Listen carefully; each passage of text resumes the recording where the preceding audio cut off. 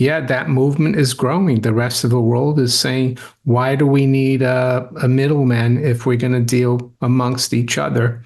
Why do we need the dollar? Oh yeah, it's huge, and I think it's still underestimated by the West, the mainstream in the West, by Wall Street, by the City of London. They still kind of what the view they have is that, well, they'll never challenge us, but I think they're wrong, and that's why gold keeps going higher and higher versus all currencies, even the BRICS currencies. But it's going to particularly hurt us in the West.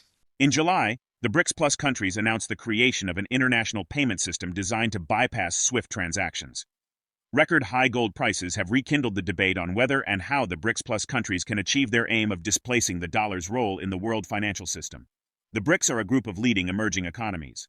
Originally, the BRICS included 5 countries: Brazil, Russia, India, China, and South Africa. In 2024, the member countries have expanded to 10 countries.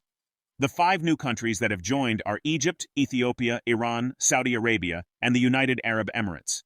Turkey's request to join the BRICS alliance is seen as both strategic and symbolic, as the Eurasian country of 85 million makes increasing strides in its influence and leverage on the global stage.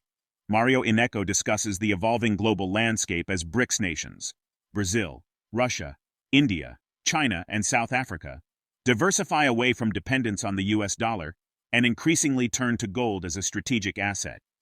Innecco highlights Turkey's interest in joining BRICS, attributing it to the country's long-standing frustration with its failed attempts to join the European Union despite its significant role in NATO, where it maintains the second-largest military force after the US. He also challenges Western perceptions of BRICS nations as authoritarian, emphasizing that these countries are expanding their economic influence and power on the world stage. Innecco stresses the growing relevance of precious metals, particularly gold, as a safeguard against these shifting global dynamics and potential economic crises. As the bulk of Russia's currency reserves were frozen by US and European sanctions, the yuan is the main asset Russia still had available for these operations. Russia just announced a staggering 600% increase in its gold buying plans for next month. With the BRICS summit ahead and the US election on the horizon, this could signal an unprecedented gold rush. Drop your comments below and let us know what you think. If you found this video helpful, please like it and subscribe for more. We're grateful to have you with us on this journey. Yeah, they came out a couple of days ago, announced that they're basically going to sell their oil for gold from today until 30 days forward, so in the next month. And yeah, I think they multiplied the amount of gold they're going to buy from like $10 million to $92 million a day. And it adds up to about 30 tons for a month. So it's quite significant. And the timing and the announcement is interesting because you usually don't announce that kind of stuff. So maybe they're giving a kind of signal to the other BRICS nations and other nations that are looking to attend the BRICS summit on October 22nd to 24th, that the way forward in the BRICS monetary, let's say, system is to have some gold. I'm not saying they're going to use gold to trade, but they could use gold as a reserve instead of the dollar. And I think a lot of these countries, they are not completely abandoning the dollar because maybe if they're doing business like China is still doing business with the US and other countries, if they have to buy stuff from the US, they'll have to use dollars. The only country that seems to not be in that situation right now is Russia because of all the sanctions. But like you said, I think yeah, that movement is growing. The rest of the world is saying, why do we need a middleman if we're going to deal amongst each other? Why do we need the dollar? Turkey, I guess they want to. It's a country that is partly in Europe, even though it's a small part, and most of it in Asia. So they want both feet they try to play both sides. But the other reason why Turkey, I think, is applying for BRICS is that they never had any luck applying to be a part of the European Union. Europeans never really were too keen on having them. And yes, the fact that they're part of NATO is a huge thing as well. I think after the US, they've got the biggest armed forces in NATO, Turkey. And like you said, in the beginning of the year, I think it was 6 or 7 countries that actually joined BRICS. Saudi Arabia, they're supposed to have joined, and I think they have, but they're not really publicizing it. And there's going to be 47, I think, guest countries going to the BRICS summit in October. And recently, I think there was an IMF meeting run by Russia in Moscow, and like 140 countries attended. So yeah, it's huge, and I think it's still underestimated by the West, the mainstream in the West, by Wall Street, by the City of London. They still kind of what the view they have is that, well, they'll never challenge us, but I think they're wrong. And I'm not saying this because I'm pro BRICS, but just because it's going to affect us here in the UK and the US. Because as I've said many times, what it will mean is that these countries are going to need our currencies a lot less. And that means they're not going to really be buying as much of our currencies or investing as much in our currencies. So they're going to become worth less and less. And that's just going to hurt, aside from all the debts and borrowing that we're doing in the West and deficit spending.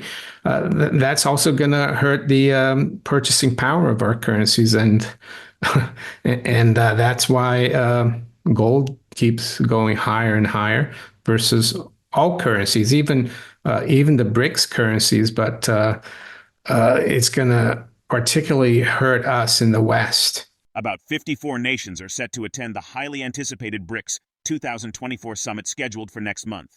A major discussion at the event would focus on reducing US dollar trade settlements within the group. Compared to 2022, the BRICS group has grown into a key economic collective on a global scale. With a key event on the horizon, the group's influence has amplified further this year. While 2023's summit had the most historic announcement, this year's event is set to be the biggest in the bloc's history. Mario notes that BRICS countries, alongside potential new members primarily from Asia and Africa, hold substantial reserves of hard assets, including energy and commodities. Mario emphasizes that owning physical precious metals is a key way for individuals to protect themselves from global economic shifts. He views this as a strategy to safeguard wealth outside of the traditional financial system, offering a hedge against the instability and devaluation of currencies that may result from these changes. Now, let's redirect our attention to a video. I think the biggest way it's going to affect us is that the BRICS countries that already are in place, 10 or 11, they control a lot of commodities, hard assets, energy, and the other countries that want to join the same. They're mostly in Asia and Africa. And what that means is that it's not going to be as easy for the West to control commodities and commodities prices, and we're going to have to pay more for it. I think it's the ex-guy from Credit Suisse. I forgot his name. He's got a Hungarian name, but he said that there's like a war now for commodities, and BRICS they're gonna control the commodities and hard assets. So unless the U.S. And the West, let's say Europe, allow their economies to develop and to exploit for commodities, which is something that doesn't look like they want to do with this Green New Deal and green agenda. And they seem to not want to allow for extraction of minerals. Things are going to get a lot worse, I think. And the other thing is, if our currencies are not let's say if countries around the world don't buy as many treasuries or as many gilts in the UK or European government bonds, that means that unless the central banks start QE and buying these bonds, interest rates are going to be higher than they normally would have been, and that's going to hurt our economies. And I know interest rates have been going down, but I think they probably would have gone down even more if we weren't having so much trouble in the world with sanctions, with BRICS. Because if we're cooperating with the rest of the world, they wouldn't have a reason to start a BRICS block or anything. They'd be cooperating with us. So that's why it will hurt us, in my opinion. And it looks like, we forget that the West is a small part of the world population and the resources now, and their economies are growing faster and faster, and they have better demographics than we do. And I think the BRICS nations, we are told in the West that they're authoritarian. They don't have strong democratic principles. But we've been in the West for the last 25, 30 years interfering and trying to bring democracy to these countries. And all we have done is destabilize it.